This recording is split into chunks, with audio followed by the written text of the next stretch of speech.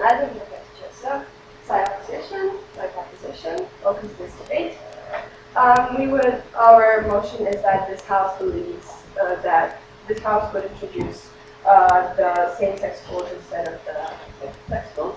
And I'm here to defend and to present to you our arguments, why that would actually work, and why that is highly beneficial for the society we currently live. Problems we are facing today is lack of tolerance.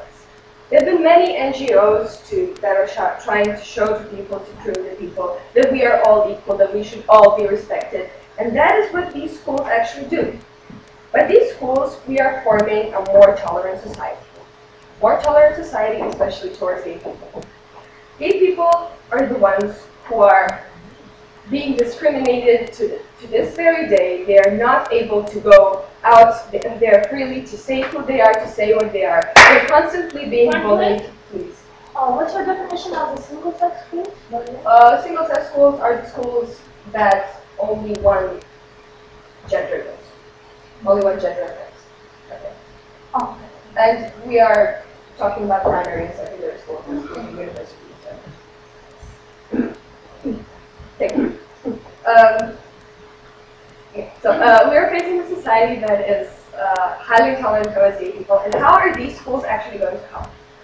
Some might say that these schools won't prepare. Some might say that these schools won't prepare kids for life, for interaction between genders. Well, we believe that the genders have other times to interact with each other, to get to know each other, but tolerance is something that is taught through since the very early age, because we have so many people that are simply refused to let their children be friends with gay kids because they think that's something that's really not normal, that is destroying our society. And we want to show that being gay is not a matter of choice, it's a matter of birth. Somebody who's born gay, somebody doesn't have to hide. We are saying that people should be free to express what they mean. Just a second. We're saying that people should be free to express what they think, to express how they feel, without being bullied, without being molested by some other highly conservative members of the society that just refuse to accept them as a normal person. And that is what we are trying to fight here.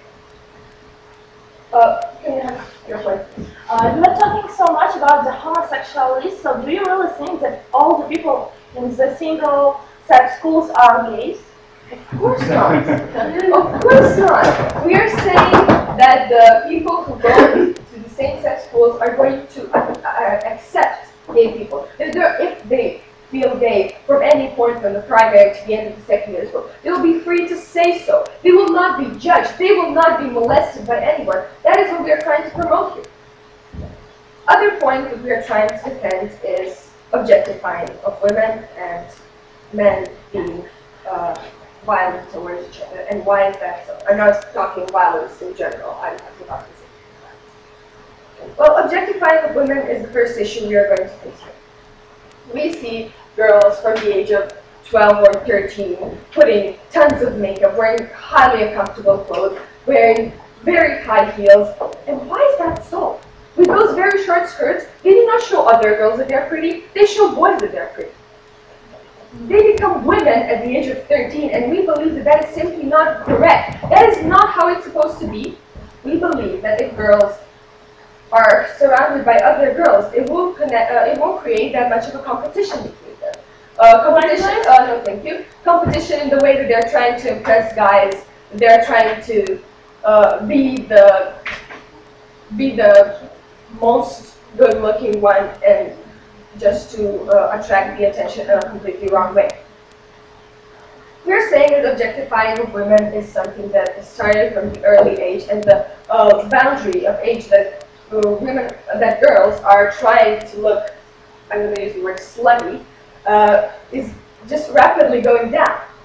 And then what we are trying to fight here is that if girls want to look beautiful, they will look beautiful for other girls. But if they want to look slutty, they're doing it for boys. And that's what we're trying to prevent here. Girls are being looked at from the side of the boys. I'm not globalizing. I'm just saying some examples exist as objects of desire, not as friends, not as their peers. And that is what we are trying to fight. That's what we are trying to get rid of. Another thing is guys are fighting. Guys are fighting to impress girls. And why is that so? We want, guys have the desire, the urge to show the girls who's the alpha male. They don't really care how their peers see them. They're going to be friends with them anyway, whether they're alpha male or not. But the girl is the one that, just a second. But impressing the girl is what matters in these situations. And you can see many young boys in primary and secondary school just fighting, physically fighting, just so they can catch the girls' attention. Can I have you for that? So you said about boys trying to get girls' attention. So it means that every boy is going to become better for other girls to attract those girls, and it means that every boy is going to develop himself for that. I didn't see the question, but I'll answer it. Okay. Moving to my third point. We see some examples of people being married, people having children, and waking up one morning and discovering that they're gay. Because that is very unfortunate, but that is what happens. And they decide to leave their family just because, well, that's not what they want. That's not what they were born with. We're trying to find this in a way that they can openly say anything they need. They can openly say what they believe, what they want. And these cases are not very often, but they do exist. People do feel scared, and people do feel suppressed to say what they think, to say who they are, and that is what these schools are fighting. So what have I told you today? I told you that this school would help kids, help people who are going there, get tolerant from the very early age. They're forming beliefs about the world since they are 5, since they are 6. And if they go to the primary school at that early age, being taught to be tolerant to everybody, they will just accept that throughout their life. Because many psychological researchers have shown that if you try to teach somebody something to somebody at the very late age, even if you give them empirical evidences, they will just not accept it. Same goes for the gay people. They are just not getting accepted in this kind of society that we have today. Objectifying of women is the other problem we're fighting. We're trying to fight the pain that little girls go to. We're trying to fight the competition that they make among themselves. We're trying to stop them from looking inappropriate completely for their age just because they're trying to catch the boys' attention. We're trying to help people to discover themselves. The way we're doing this is by helping people to connect to each other, to work with each other, to communicate with each other. We strongly believe that this type of schools would promote that kind of behavior. Thank you very much.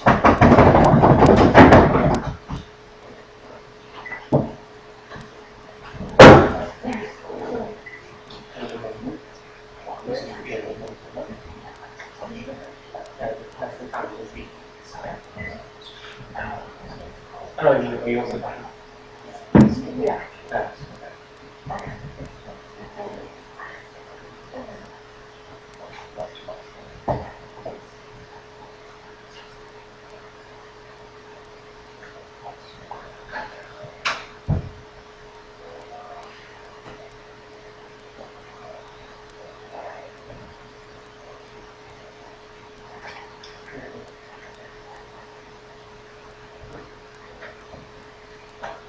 Then we have the opening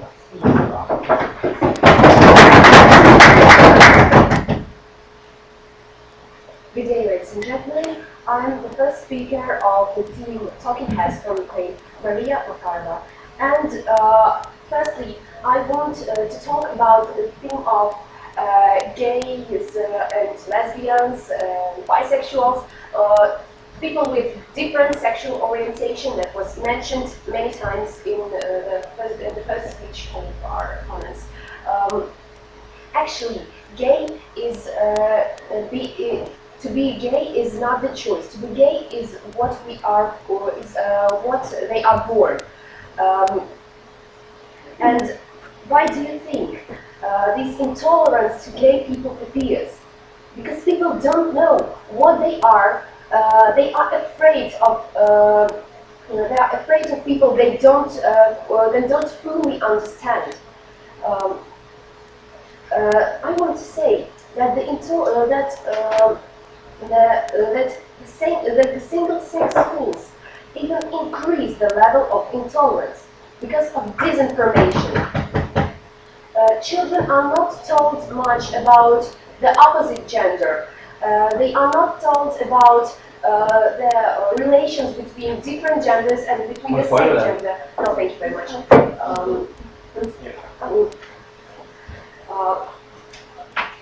Then it increases the level of intolerance to gay people and the level of sexism in that schools. Girls are no thank you. Girls in the single-sex schools, no thank you, are not told about what male people are. No thank you. They got the some points really few points of some information they hear out of the schools, and they build the picture in their heads that. I have a point of information though. Yes, okay. Don't you think that they will encounter men in their normal lives, that they know their fathers, their brothers, their friends outside of school? Yes, I will answer this question in a few minutes after I finish the work. So about the development of sexism, they do not know much about the other gender, and the main information they remember is the bad information. It's the psychological fact that bad is bad stuck in our mind for a long time than good. Yes, please. Could you please prove that the bad information about what? About everything. It's just a psychological fact that our losers and bad points are stuck in our minds for a very long time, and good things that people do to us, and what happens in our lives are always forgetted. It's not my language. No, thank you. I want to say that children in that single-sex schools are usually boarding schools. That means that children spend the main piece of their time in that schools. They live in there for. I have a bunch of information though. Thank you very much. They live there for 5 days, from Monday to Friday, and then on Saturday, Sunday they go home, and they don't really have a lot of time to make friends of different gender. And yes, please. That is not true that most of the schools are boarding. That most of the single-sex schools are boarding schools. Why don't you think that? Because I go to boarding. I don't say that that much of the boarding schools are same-sex schools, but I say that most sex schools are the boarding schools.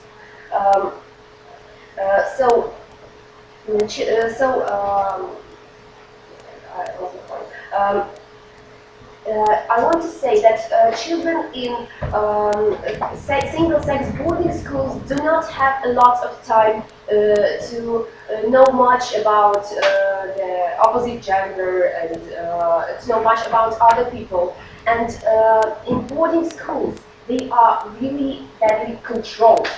They do not. Teachers control the access to the internet and to the telephones.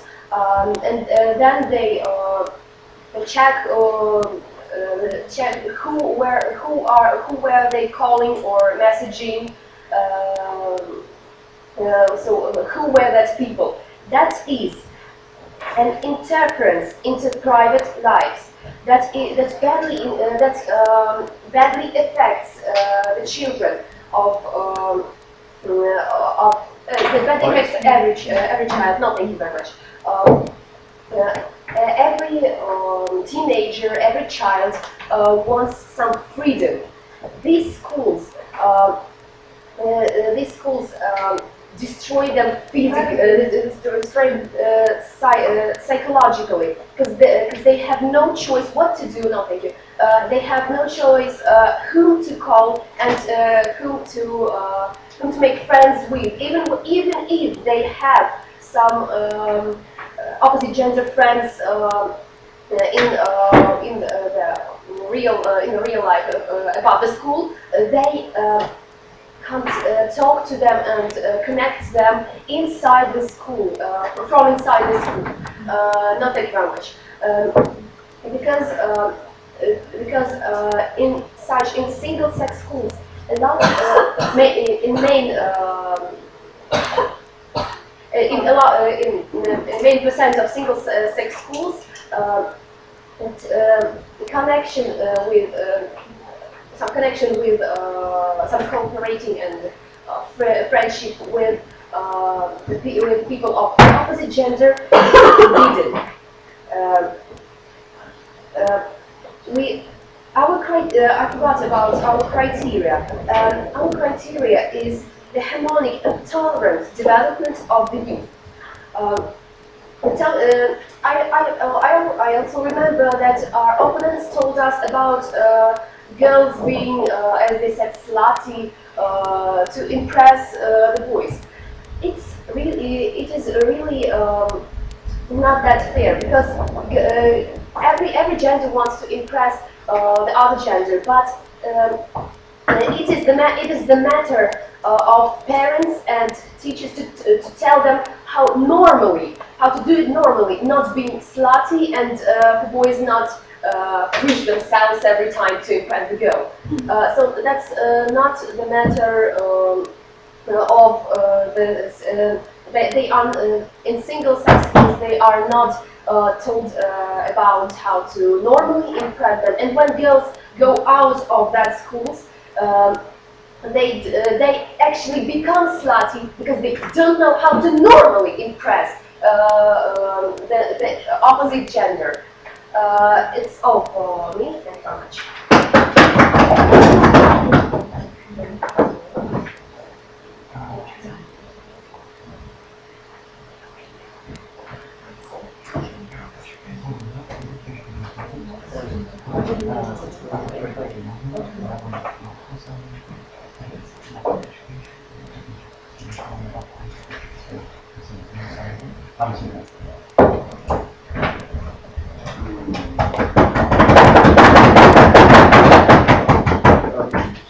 This lady.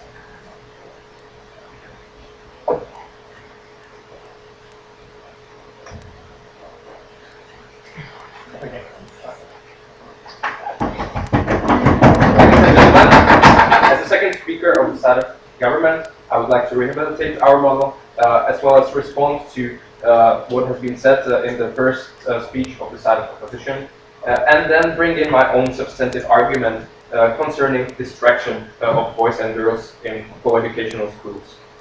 Let me begin with responding to what has been the closest thing to the substantive argument in the first speech of opposition. That is that the problem with same-sex schools is that they are predominantly boarding schools.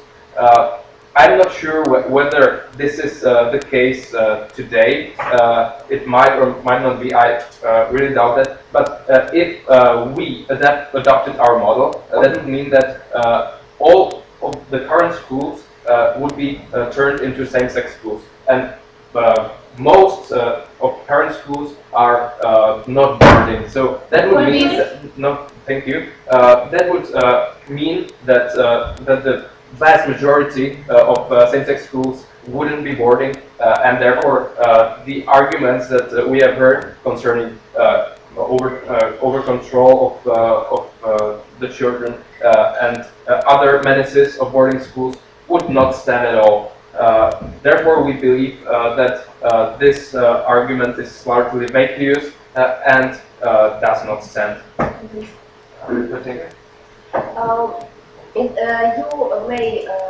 think you had wrongly understood the motion. You have to prove that now existing single-sex schools are better than now existing co-educational schools. The motion doesn't say you have to tell your model of future development of them.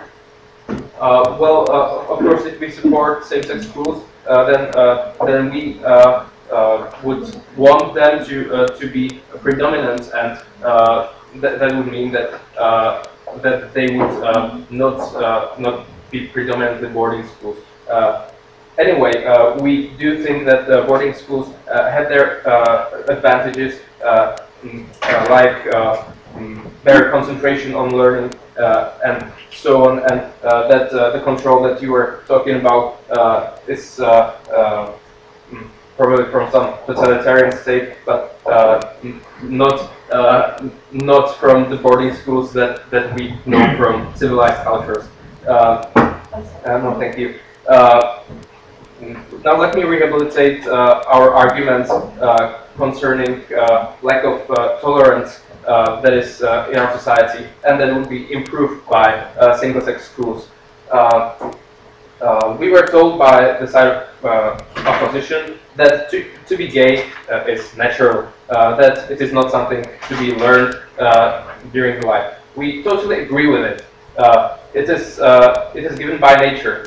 No, thank you. But we have not claimed that it would increase the number of gays and lesbians if we adopted single-sex schools instead of co-educational ones. No, thank you.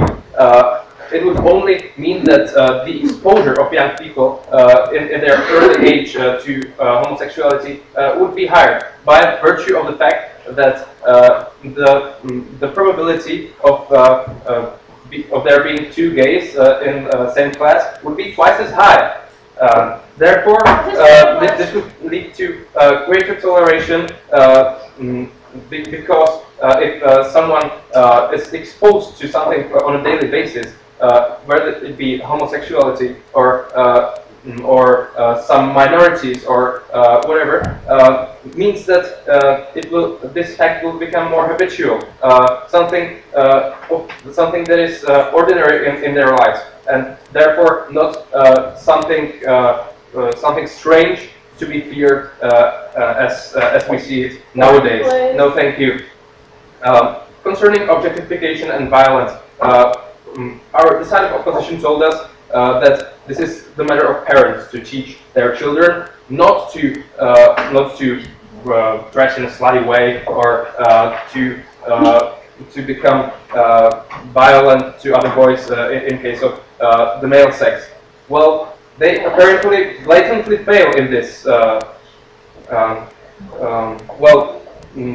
And because of the fact that we actually see the status quo where boys try to impress girls by beating their peers, by focusing on their musculature instead of actually learning. No, thank you. We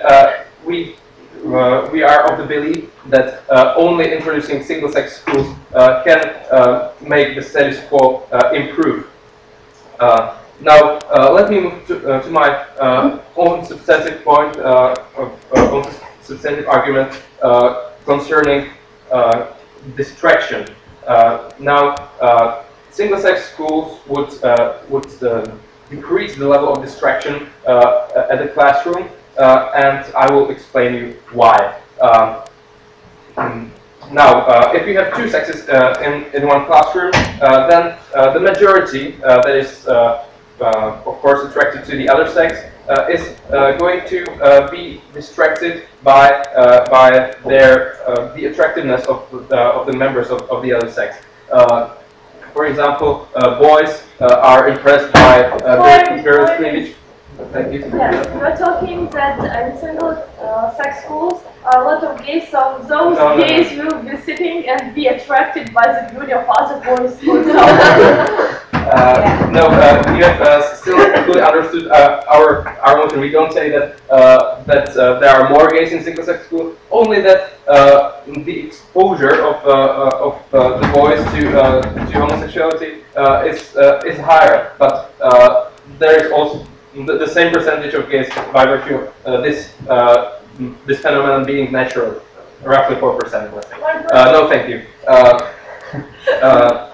Now, when the boys actually are looking at girls' cleavage and girls in boys' muscles, they cannot fully concentrate on what they are supposed to learn.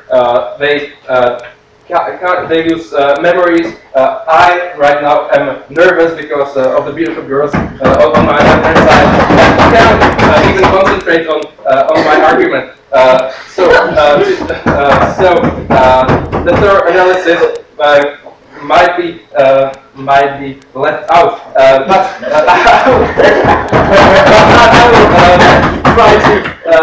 I will try to follow anyway, because I am a proponent of same-sex education, which brings no different sexes in one classroom, and therefore leaves plenty of room to concentrate on what is important, on education, on memorizing facts, on improving the thinking skills that are crucial for a future life, for the job that is going to come in the future. You can take one. And therefore, because the education would be much better in these classes, I believe that you should propose. Thank you.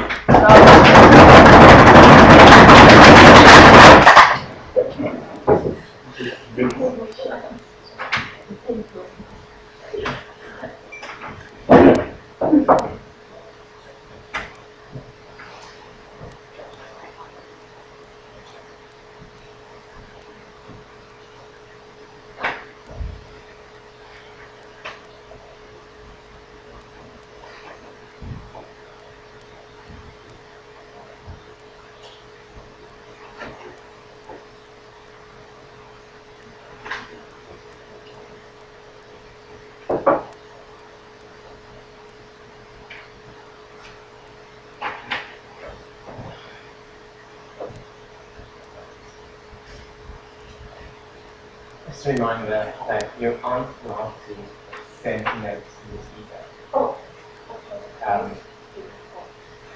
It's actually quite serious. I just go It's to not the allowed. Sorry? It's not allowed. Yeah, I just go to the chief adjudicator office. Okay, And we've seen it even from other teams, so okay, sorry. They want to practice a question. Just an individual. Okay, thank you. So after that rather funny speech, let's have opposition speak.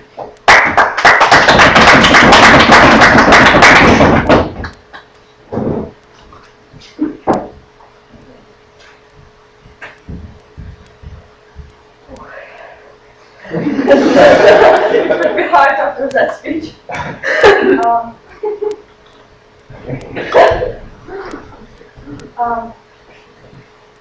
Honorable audience, the point is that the main purpose of every school is to prepare children for their future life. And what we can see now is that in our future life, you are not going to live only with boys and only with girls. If you are the boy and if you are the girl. The point is, in the real life, in the life after the school, starting from the university, you are going to study with boys and girls in the same room. And the single-sex schools, they totally fail to prepare children for that life. So, starting with the rebuttal. First of all, we heard two main arguments, and I would like to mention exactly two of them, which was about the lack of the tolerance in the co-educational schools, and the second one was about the better concentration on the work among the students of the single-sex schools. So, first of all, dear ladies and gentlemen, that lack of tolerance, why does it happen? It happens exactly because of the lack of the information. And this house actually prefers practical practice to the theory. And of course, you can know a lot of things about the other gender from the books and reading something, but if you are allowed to communicate with those boys, it makes much more sense. So, moreover, lack of that information, lack of those other gender people in your environment while you are studying in the school, and you are studying in the school for around 10 years and sometimes even more, and it means really big part of our life. And if you study with those people, and you cannot be sure that after you graduate the school, you are able to build the relationships between the other gender also. So, no, thank you. Starting with the points of our opponent. So, the main one very interesting point was about the same quantity of gays in the coordinated co-educational school, and the single-sex schools. Now, wait a minute. And if we can see that absolutely the same quantity of gays in both single-sex and the co-educational schools, we can see that those gays in the co-educational schools, they actually feel normal, and if they could feel that very awful, they would probably change their school to the single-sex schools, where, as our opponents say, there is a big tolerance for this case. Yes? They would love to, but there are not enough schools of that kind.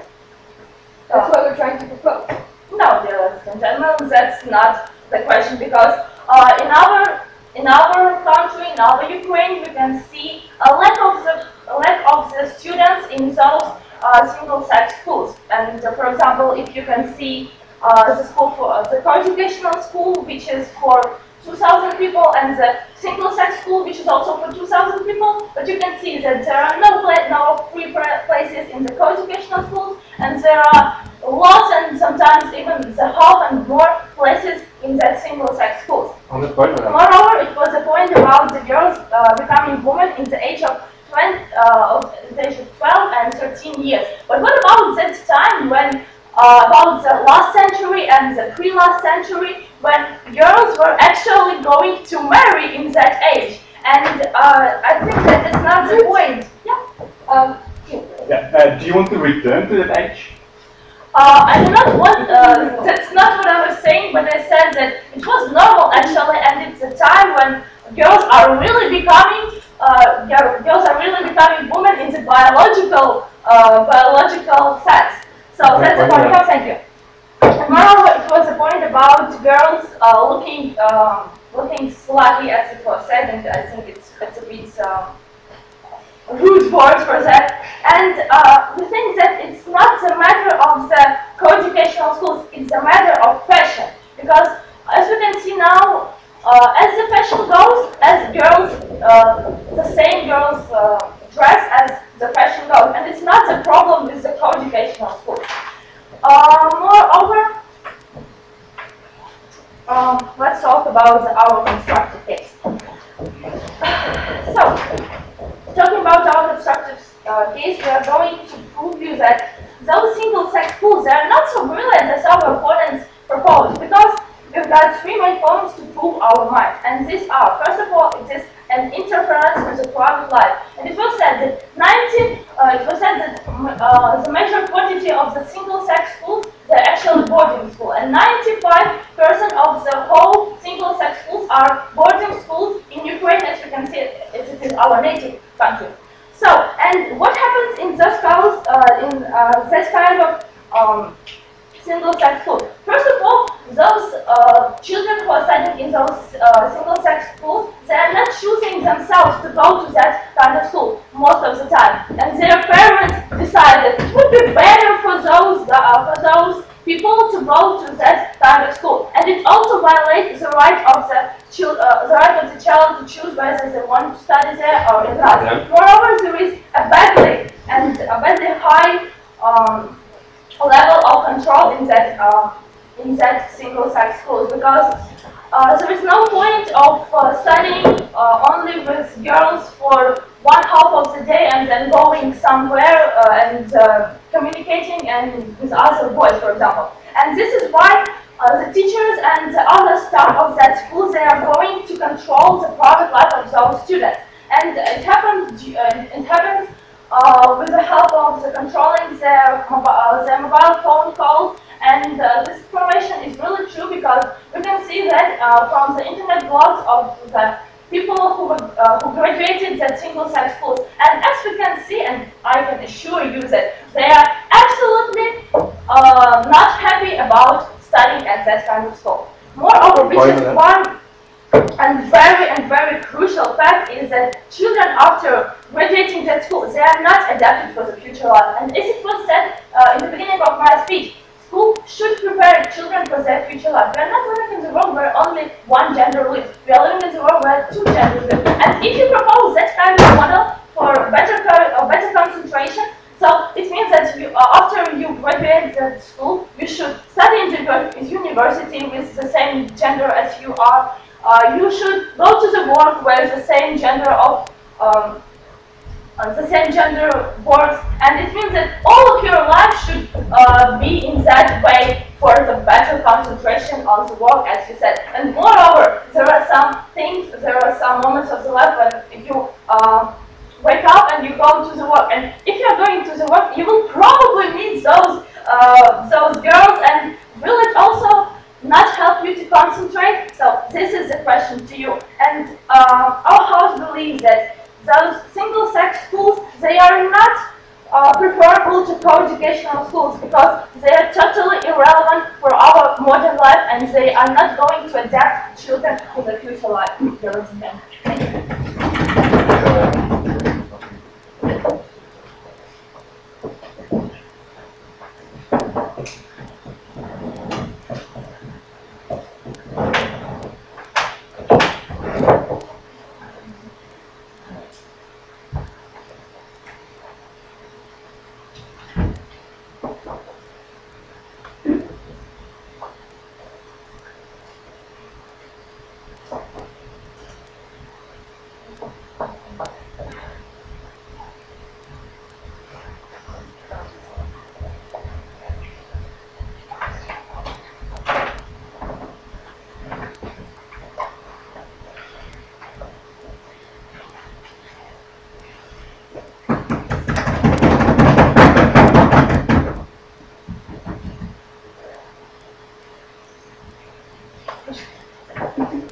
Ladies and gentlemen, in my speech I will first refute the arguments of the opposition, and then I will substantiate our arguments. So we have identified two arguments on the side of opposition. That was the argument of boarding schools, that the majority of single-sex schools are boarding schools, and the second argument was that in mixed-sex schools, girls and boys get on with each other and learn to communicate with each other, interact, etc. So to the first argument. Our refutation has been threefold. First, your argument has not been substantiated with any data. You mentioned your country, but on the other hand, in the Czech Republic I know only about one boarding school, and it is mixed sex. This leads me to the second refutational point, that is that there are even mixed sex boarding schools. So those negatives that you mentioned about boarding schools applied even to mixed sex schools. So they actually cancel each other off. And the third, no thank you, and the third line of refutation of this argument has been that it is exaggerated, that you've portrayed boarding schools as totalitarian. They are not, as my previous speaker has told me. So for these three reasons, this argument doesn't stand. So what about communication with the other sex? We believe that there are plenty of opportunities to meet girls even if I'm from a purely male school. For example, debates and other extracurricular activities. For family, I have a sister, I have a mother, and I know how they behave, and I know their friends, for example, and I know how to behave to them. Also, no, thank you. Also, universities, also they will have plenty of opportunities to meet girls at universities. And to your point that, no, thank you, that for example at work, this lack of experience with other gender would impede the quality of their work. We don't believe this is the case, because in the teenage years, yes, we are nervous to speak to the other gender. But when we are 30, we don't think anything of it. Because my point is that at work, at the age of 30, yes. You said that you got plenty of opportunities to communicate with other gender. For example, you know your sister, and you know how to communicate with the other gender. Then, if you know how to behave with the other gender, why can't you go to the mixed-sex school? Yeah, because of our arguments, which are actually beneficial, or makes it beneficial to go to single-sex schools than to mixed-sex schools.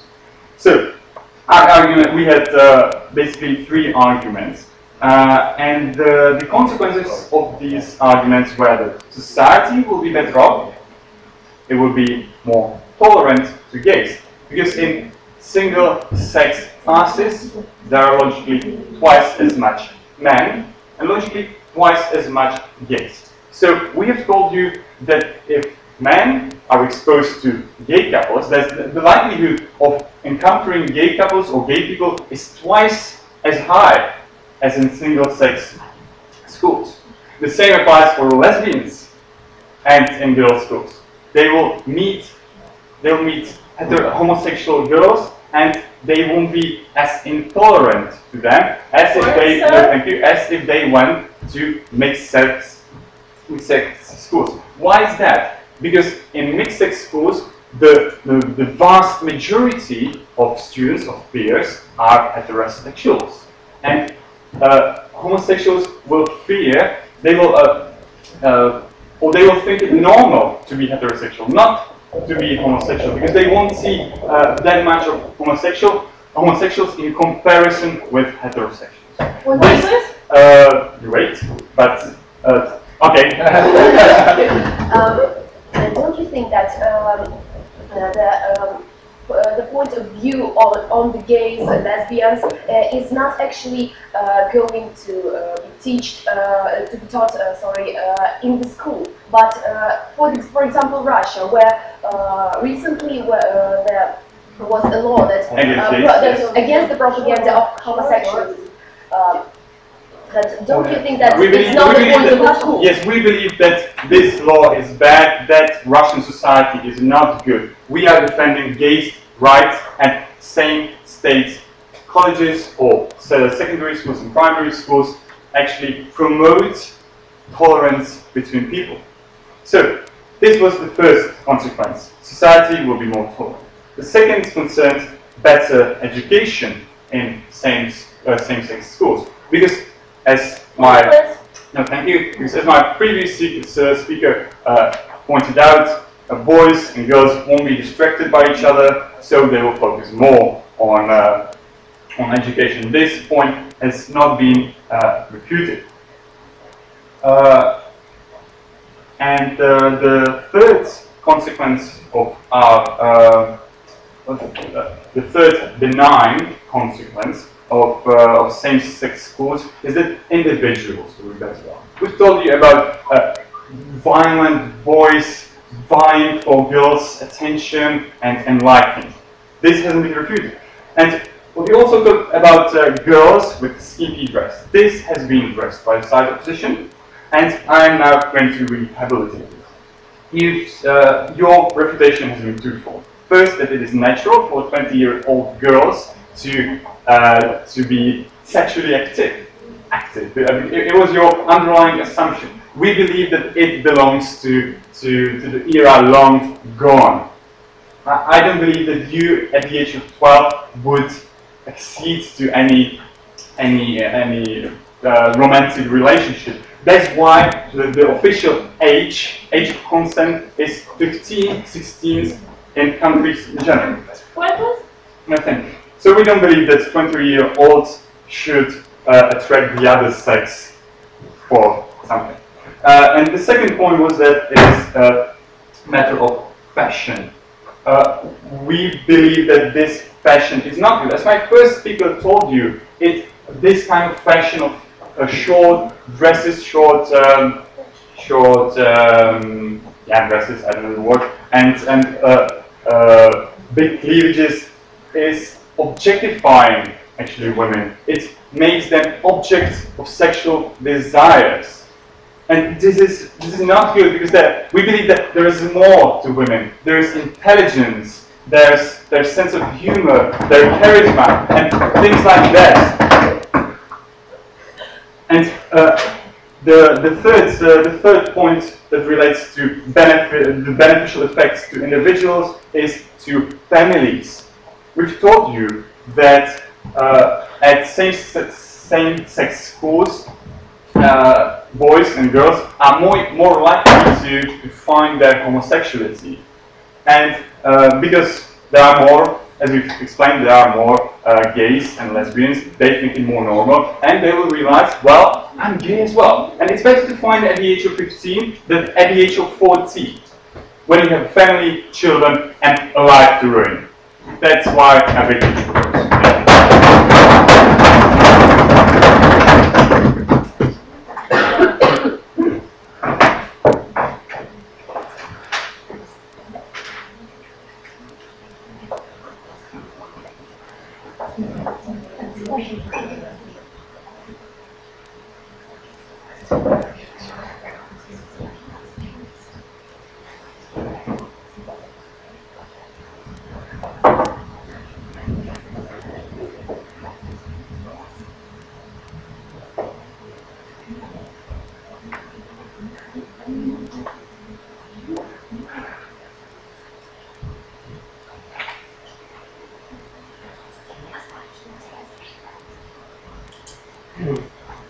Let's have the opposition first.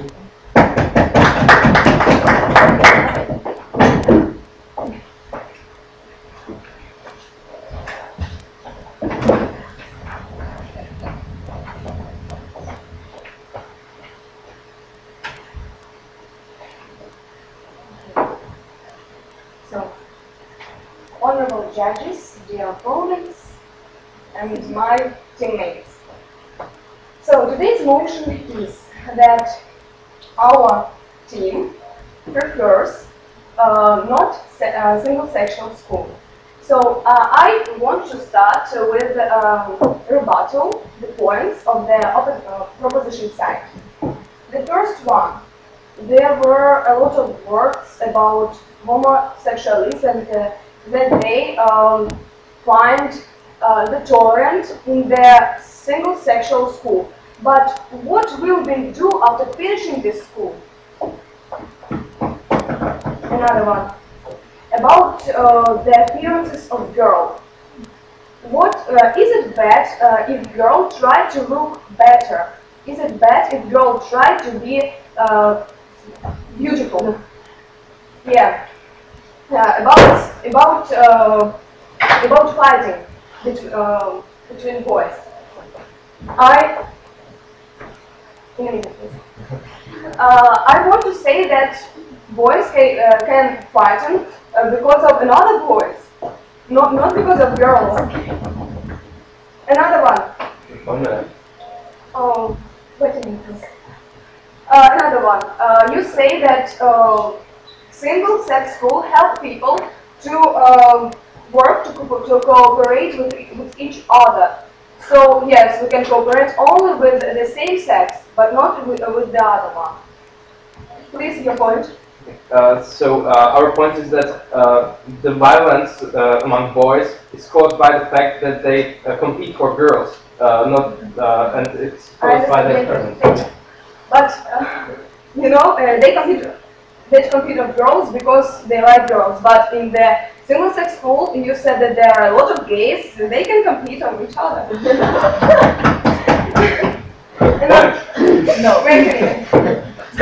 Another one. You say that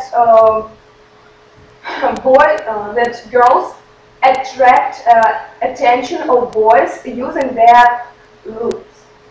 But I don't agree with you because in the normal school, you both wear uniform. Yes. Another one. You say that.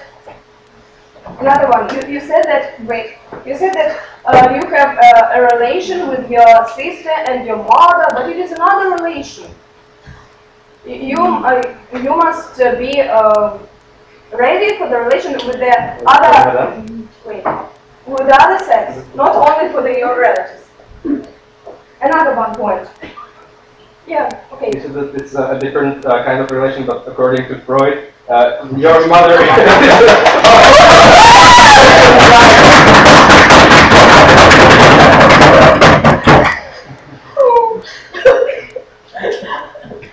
It's great. Thank you. What do you want to say?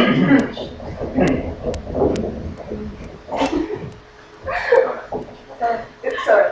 What I want to say that when a man came to school at 6 years old, they don't know which behavior he must have. He don't know which relation, doesn't know which relations he must have. So that's the matter. Yes, please. And if he sees that all his peers are dating girls, and he is from birth gay, how should he behave? Should he listen to his thank you, I peers? understand you. But you said in your speech that people can become homosexuals during. Okay, please. We're saying that they can start feeling homosexual, but not by pressure, but by nature, but by level of their hormones being extracted at a certain age. Another one. There are no sexual lessons in the single-sex school. They don't speak about it because there are only one sex. So I want to. So I want to continue our team line. I want to say about some words about the development of sex theory. Let's remember Charlotte Bronte, Jane Eyre. Do you know what the matter was? Jane Eyre didn't know how she must behave with the man. And you know, when she met the man, she felt confused because she was afraid to speak. She was afraid to say one word. Sorry. No, thank you. Another one about the argument children are not adapted for the future life. You know, when people are used to live in one society, it is difficult for them to adapt to another one society, and that's the matter. And we believe that it is better when you try to live in non-tolerant or tolerant society from the early age. So your point. Yeah, are we comparing the society of the 19th century to today's society? Today they will have more opportunities to meet women. You know, I think that the problem is always the same. In the previous society and in this society, the people are different, just let me know. So, what I want to say during my speech. I want to persuade you, in our opinion, I want to persuade you that that single-sex schools are not so good as our opponents said to you. So we must be tolerant. We are tolerant. We are tolerant to the other gender. We are tolerant to the other people. We are tolerant to the homosexualism. I think it is not the strong example of our opponents. So, that's all. Thank you for attention.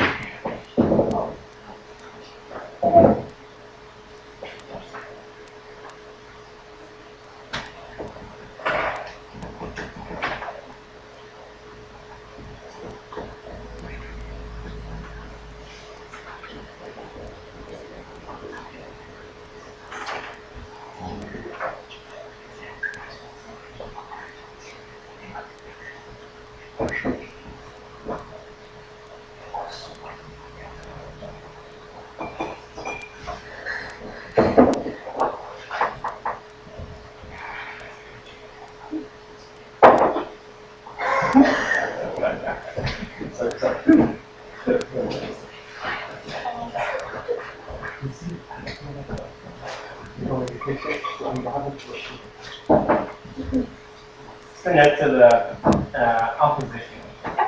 I know the more I talk, but please don't talk to the speaker during the debate. That's obviously worse than giving a note to the speaker.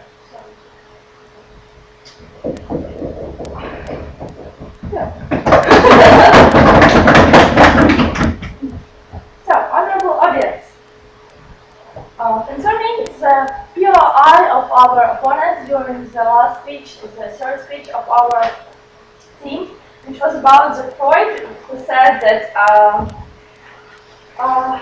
you can like your mother and you can have some sexual thoughts about your mom, and this is why you must go to mixed sex schools to see other girls and to stop any sexual thoughts about your mother, dear ladies and gentlemen. That's the point. So, I'm now talking about the other flashpoints which happened during this debate. So, first of all, as far as we understood, these guys are not homophobic at all, and all of their speeches were concerning those gay couples, about how it is easier to find a couple and then to start a relationship with them. Yes, probably, but there are no any guarantees that in that single-sex schools you will find that tolerant attitude which our opponent was speaking about so much. And moreover, if you are so for that couples, for people creating their families, and you should look at the co-educational schools. Most of the people, they meet their first love and then they started dating, and after that, hundreds times more those couples are produced, those couples are created, and this is a good point of that. Moreover, talking about the first point, that was a point about how the girls look like in our schools. And our opponents agreed that it's not a matter of the school, it is a matter of fashion. And they said that the fashion is better, the fashion is bad. Yeah, we agree, maybe the fashion is bad, but this is not the fault of the schools, ladies and gentlemen. Moreover, talking about the fighting with peers in order to impress girls, and during our speeches we proved you that if you are so homosexual, you are going to fight with others to impress the boy you like and to impress those people. Moreover, there was a point about homosexual people.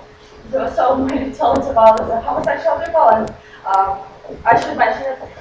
If those homosexual people go to the mixed school and they see other people, they see other boys dating with girls, and they start to think that they should also date with girls. And if thoughts like that appear in their mind, if they think that okay, maybe I should date with this girl, she's so nice, and probably they're not so homosexual as our opponents are trying to prove us. If they want to date girls looking at others, so probably they're maybe not heterosexual, but at least bisexual, ladies and gentlemen. And the question about the sexuality, about are you heterosexual, bisexual, or homosexual, is not the question about today's debate. And our question is about the single-sex schools compared to co-educational schools. And we proved you that with the help of our three main points about the development of sexism in those single-sex schools because of not paying too much attention to the other gender, and because of the interference to the private life, and because of the being not adapted after graduating the school for the future life. This is why we are absolutely sure that those single-sex schools, they are totally bad in comparison with the co-educational schools. So ladies and gentlemen, thank you very much.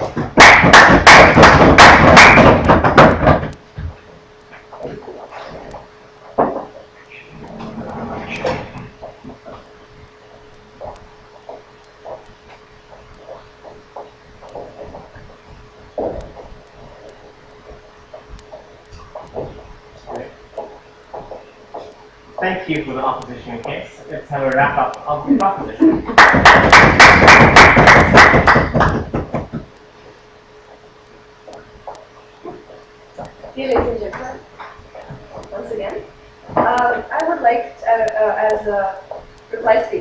deciding proposition. I would just like to point out again some major points of clashes. Our first major point of clash was tolerance. We say that if kids are introduced to gay people, to minorities of any kind at a very early age, they will learn to accept them. They will live from the age of 6 to the age of 19 with them. They will learn to accept them, they will learn to appreciate them, and no more stereotypes about those minorities will be formed. No more discrimination will be faced. And that is the main reason why we propose this kind of education. Our second point of clash was beauty. That point was not very clarified because we are not saying that we are fighting beauty. We are just saying that we are fighting the pain that girls go through in order to become an object of sexual desire. That is what we are trying to prove. We are saying that one should discover themselves, and whatever that self may be. We are not saying we are forcing one to become gay. We're not, although we are all bisexual in nature, but we are not forcing anybody into anything. We're just showing them that how to build the tolerance from the very early age. We've been given the example from the Ukraine. Yes, Ukraine. I'm sorry. Example from the Ukraine about how totalitarian and horrible these schools may be. Well, I'm sorry, but that is one example, and I go to the boarding school, and I know I have many friends who go to different boarding schools as well, and that argument just doesn't stand because nobody is checking us, nobody is abusing us in any way. We just have all the freedom we want to have, and that is why the argument doesn't stand. I'm sorry. My colleague speaker said that the way we are trying to promote beauty is the inner beauty. And that is why the fashion, and that is why the fashion that we are facing today is completely wrong. The way that we are dressing, unfortunately, is not the way to promote our inner beauty.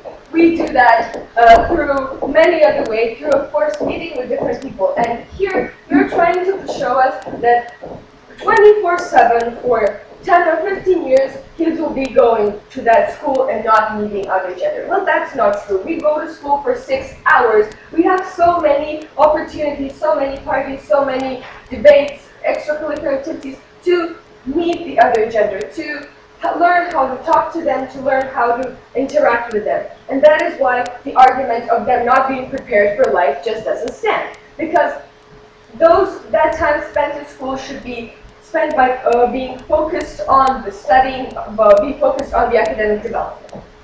The case of the side of opposition was filled with statements without a lot of clarifications how this kind of schooling actually wouldn't help. There were some arguments of ours that weren't refuted. For example, what happens if, well, one finds out they're gay at very late age. That is what we were trying to show that it is.